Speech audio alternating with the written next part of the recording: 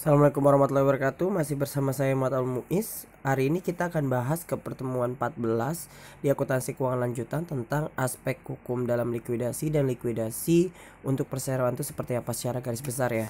Nah, kita bahas dulu kenapa sih likuidasi itu bisa timbul, akibatnya karena apa. Pasti ya dalam suatu bisnis atau suatu usaha pasti ada resiko ya, ada ancaman dalam suatu usaha tersebut. Salah satunya adalah kebangkrutan. Nah, dari kebangkrutan tersebutlah nantinya akan berdampak kepada going concern dalam satu perusahaan. Ketika going concern perusahaan itu terancam, maka akan bisa menimbulkan dari likuidasi itu sendiri seperti apa. Tapi nanti kita akan bahas tentang tahapan dari likuidasi. Dan sekarang kita bahas yang pertama, yaitu tentang partnership liquidation, dimana nih tadi saya bilang ya, oleh karena adanya resiko normal yang dihadapi ketika melakukan kegiatan usaha. Resiko normal ya, namanya kita buka usaha pasti ada resiko, salah satunya adalah tadi kebangkrutan. Mayoritas persekutuan yang dimulai pada 1 tahun tertentu kemungkinan akan menghadapi permasalahan dalam 3 tahun. Kenapa secara teori demikian? Karena kalau kita lihat dalam siklus hidup dalam satu perusahaan, kan ada yang dari tahap pertama yaitu start, terus growing sampai klimaks, nanti dia akan titik puncak, dan nanti ketika misalkan dia tidak bisa mempertahankan titik puncaknya, maka akan muncul resiko kebangkrutan itu sendiri. Nah, di mana pengakhiran bisnis suatu persekutuan biasanya merupakan suatu peristiwa yang emosional bagi para sekutu yang terlibat ya. Emosional karena kenapa? Di sini berkaitan dengan dampak psikologis ya. Namanya ketika perusahaan ditutup, pasti nanti akan ada timbul rasa kekecewaan dari masing-masing sekutu. Kenapa demikian? Karena pada dasarnya sekutu tersebut telah menaruh harapan banget ya terhadap suatu usahanya tersebut. Dalam bisnis, maka kan kalau dalam bisnis apa sih tujuannya? Kalau dalam persekutuan ya pasti maksimum profit, nggak ada yang lain ya. Kita buka usaha, kalau berkaitan dengan tadi persekutuan rata-rata ya maksimum profit. Kalau kita buka yayasan baru jangan memikirkan maksimum profit, tapi kita itu kan adalah perusahaan nirlaba. Beda lagi ya konsepnya. Nah, akhir dari persekutuan sering kali merupakan akhir dari impian-impian bisnis, maksudnya seperti itu ya. Nah, dalam tahap tersebut biasanya ya para akuntan mendampingi proses likuidasi. Makanya ketika kita jadi akuntan, orang yang pertama kali di hire juga bisa dibilang juga orang yang terakhir kali di hire, karena dari seluruh pekerja gitu ya dalam satu perusahaan, karyawan pasti akuntan lah yang dipertahankan dulu, karena dari mulai start bisnis sampai dengan ending bisnis pasti akuntan itulah yang mencatat dari proses sampai dengan akhirnya nantinya ya. Jadi ketika kita menjadi akuntan, wah, dari mulai start perusahaan itu berdiri sampai dengan ketika ada permasalahan berkait salah satunya adalah likuidasi, maka kita harus tetap mendampingi proses likuidasi tersebut dan harus mengakui hak-hak yang sah dari sejumlah besar yang terlibat dalam persekutuan. Contohnya di sini sekutu individual, kreditor, dan sekutu individu ya, pelanggan serta pihak-pihak yang lain yang memiliki hubungan bisnis dengan persekutuan. Nah, sesuai dengan KUHP bagian 4 bab 8 pasal 1646 sampai dengan 1652, di mana gitu ya membahas secara khusus mengenai terminasi. Nanti ya kita akan bahas tentang terminasi dan likuidasi dan pembubaran persekutuan atau dissolution.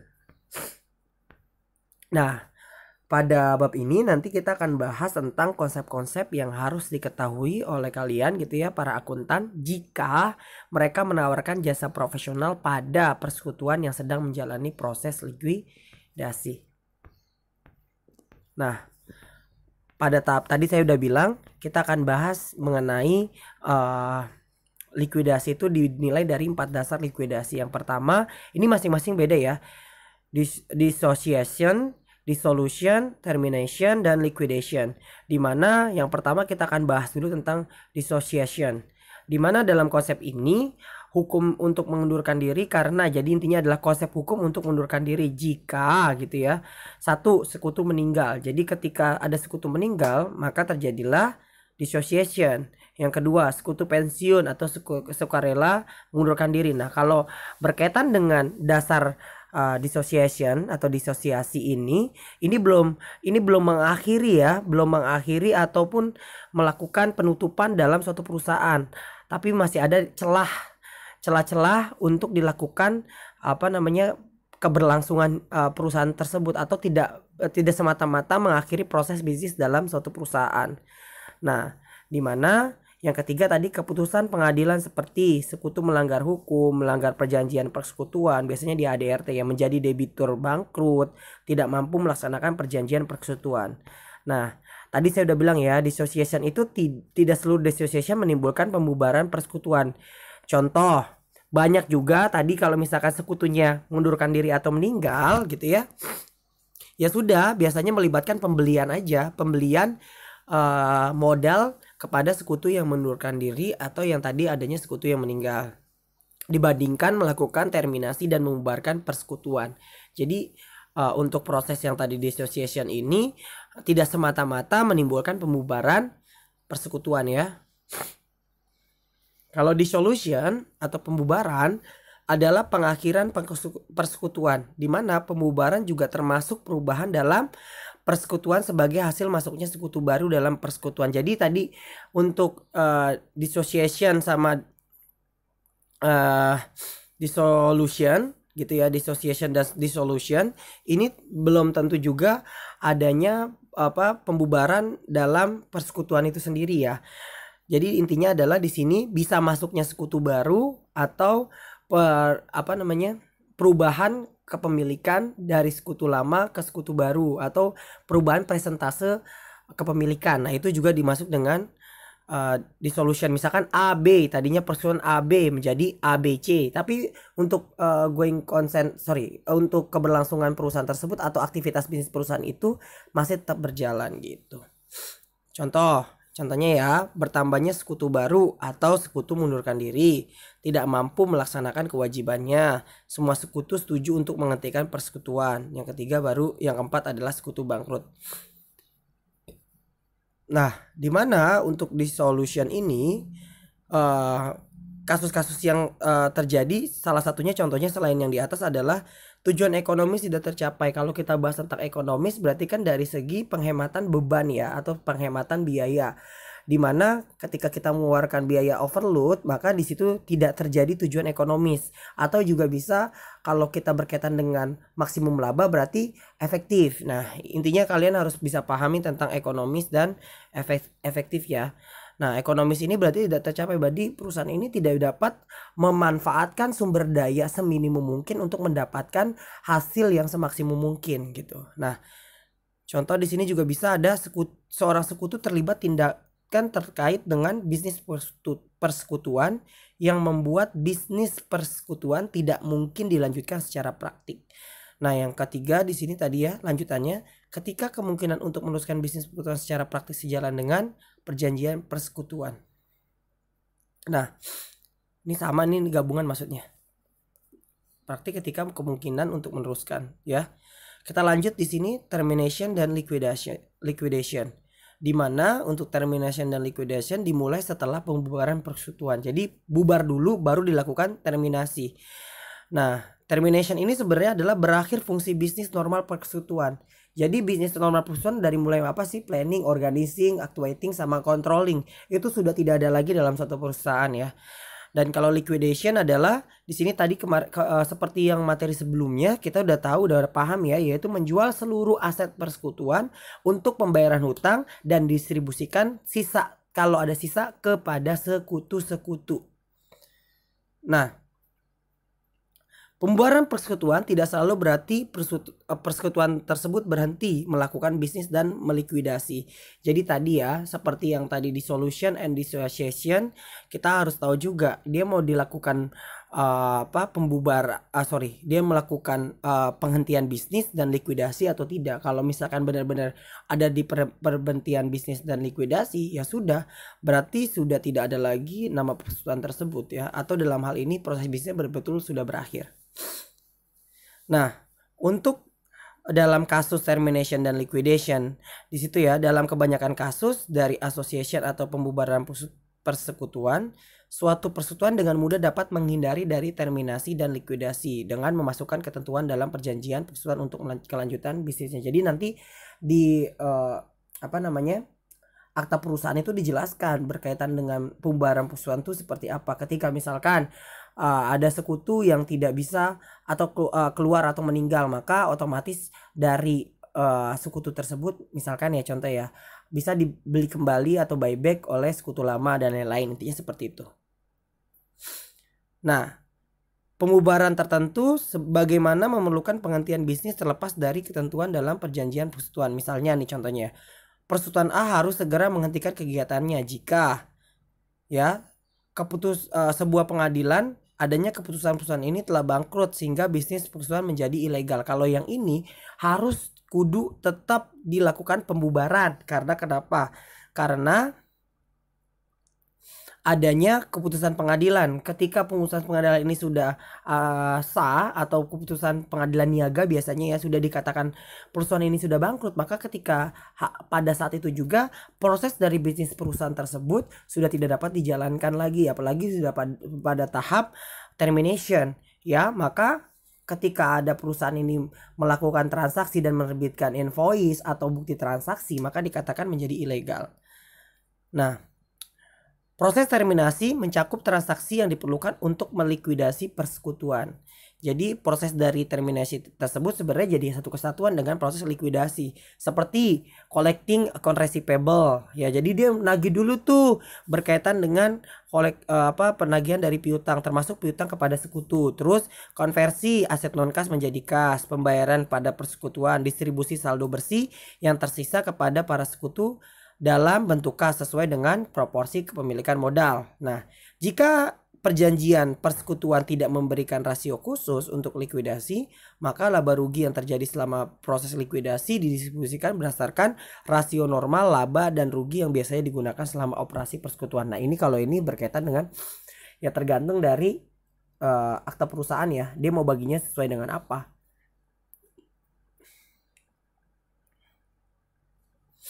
Nah, di mana kita lanjutkan di sini ya.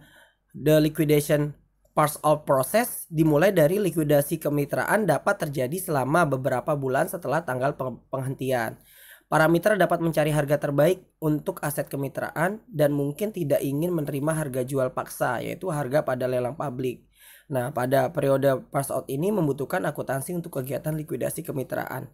Selain itu, hak-hak hukum dalam kemitraan para mitra dan kreditur harus benar-benar dilindungi. Jadi maksudnya gini, pada untuk harga gitu ya, untuk misalkan masih ada inventory gitu ya, terus masih ada aset yang belum terjual dan lain-lain. Nah, sebelum dilelang kepada publik atau harga lelang publik gitu ya, dia bisa juga mencari harga terbaik dengan cara misalkan dia menjual sebelum proses likuidasi dengan menggunakan jasa kolektor ya. Di sini kalau kita bisa bilang para mitra bisa dapat mencari harga terbaik untuk aset kemitraan dan mungkin tidak ingin menerima harga jual paksa, intinya seperti itu. Nah, selain itu hak-hak yang dilindungi contohnya pinjaman dari sekutu tadi ya.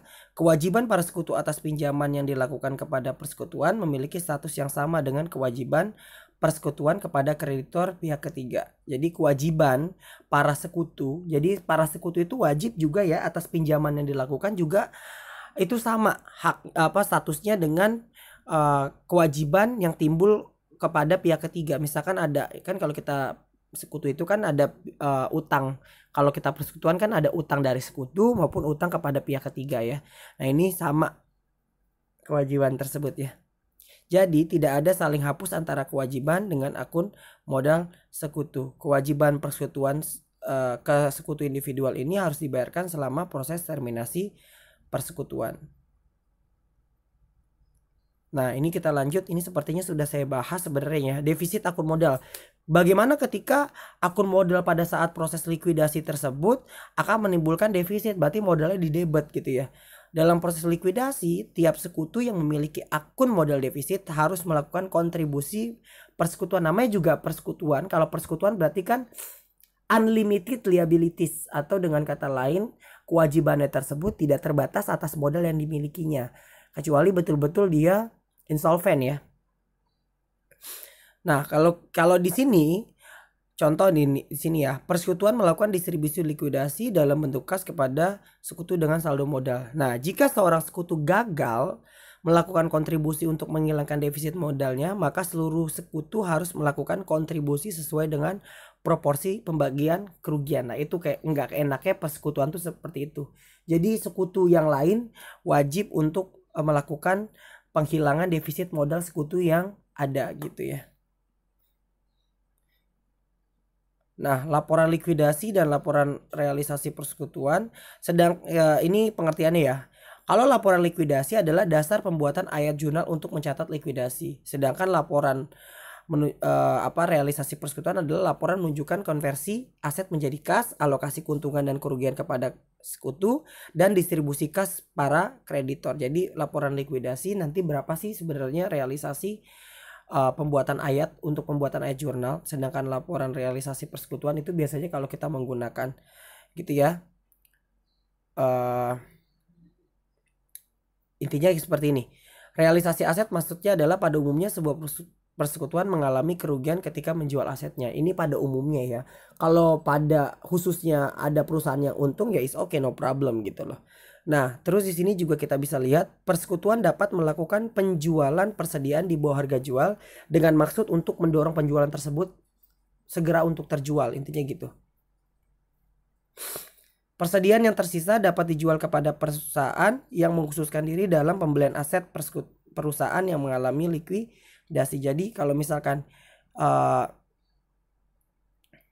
jadi misalkan kita nih ada utang atau misalkan kita memiliki kewajiban kepada pihak lain gitu ya, dengan perusahaan lain. Nah, itu persediaan tersebut dapat dijual kepada perusahaan gitu ya yang mengkhususkan diri dalam pembelian aset perusahaan yang mengalami likuidasi. Jadi perusahaan itu ada juga perusahaan yang membeli seluruh aset yang pada perusahaan yang sudah likuidasi gitu loh. Banyak juga perusahaan-perusahaan yang membeli aset perusahaan yang sedang dilikuidasi. Nah, mebel, peralatan, dan aset lain dapat ditawarkan kepada dengan harga diskon atau dijual kepada pihak likuidator. Nah, yang piutang pada umumnya ditagih oleh persekutuan. Persekutuan kadangkala menawarkan potongan tunai dalam jumlah besar. Sehingga intinya gitu ya, ayo dong bayar piutang, sehingga nantinya untuk konversi piutang menjadi kas itu lebih cepat untuk sehingga tidak adanya penundaan dalam proses terminasi persekutuan. Intinya seperti itu sih. Ketika perusahaan memiliki piutang yang banyak, namanya piutang kan pasti kan ada resiko gagal bayar ya.